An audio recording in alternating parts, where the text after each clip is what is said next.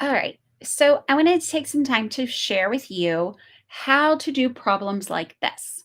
This comes from Unit 4, Lesson 3, but you will see it throughout Unit 4. It's on all three quizzes, it's on the test. There are different tables like this, and they're a little confusing to read. They're not really shouldn't be one table. Honestly, it should be three, but that's okay as long as you know how to break them down. And so that's what I want to show you here today. And the first thing you want to do with these tables is to draw some better lines, okay, between the information. So the first thing is this table. So we have the total responses for ninth grade and 10th grade. Then we have this next section and a third section that are very similar. You'll saw me right there, right? There it goes. So this section here in the middle is the ninth graders who chose to spend money on fresh fruit and the 10th graders who chose to spend money on fresh fruit. And this column is the average per person. Okay. I know it doesn't say per person, but if we're saying that's their average spending, that is what average spending means. It means per person who responded to the survey. Okay. So you have to be very careful to recognize that. Now, this one's asking you how many students in all responded to the survey.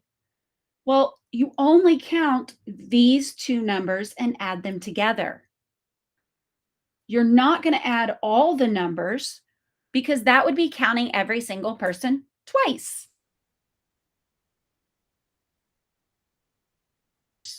Are the same 135 ninth graders that replied right here.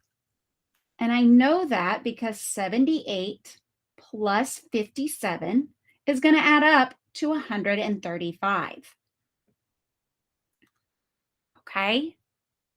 So I'm not going to use both. So if I want to know who responded, that's this column.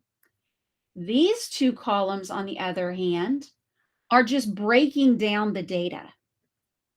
They're breaking it down.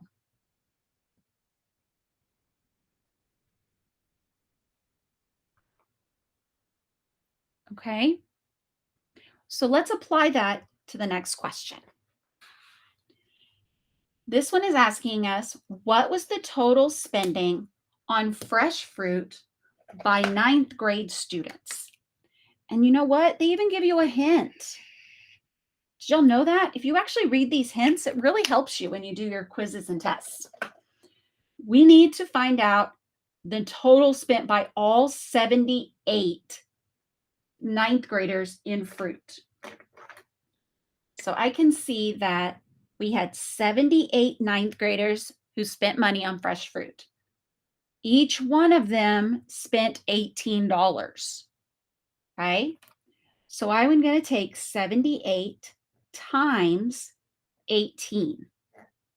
Well, if I already know I'm multiplying 78 by 18, there are two answer choices on here that don't even make sense because they're less than the 78 people.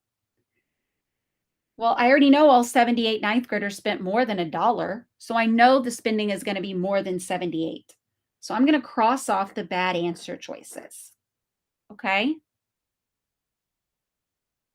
The next step is to make sure you do your math.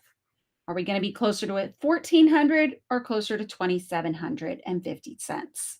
Okay. Well, let's think about this first of all. Do we have any change? No. So we know it's not going to be this one either. So even if you weren't sure how to do the math, you've already figured it out. But I know 8 times 8 is 64.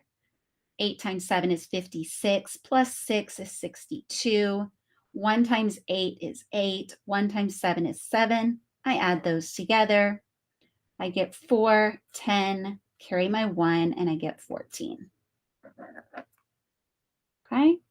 So that's really the key, is making sure you divide up your table.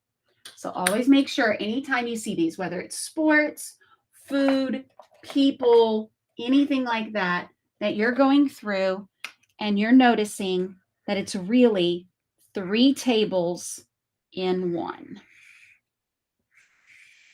Okay, good luck.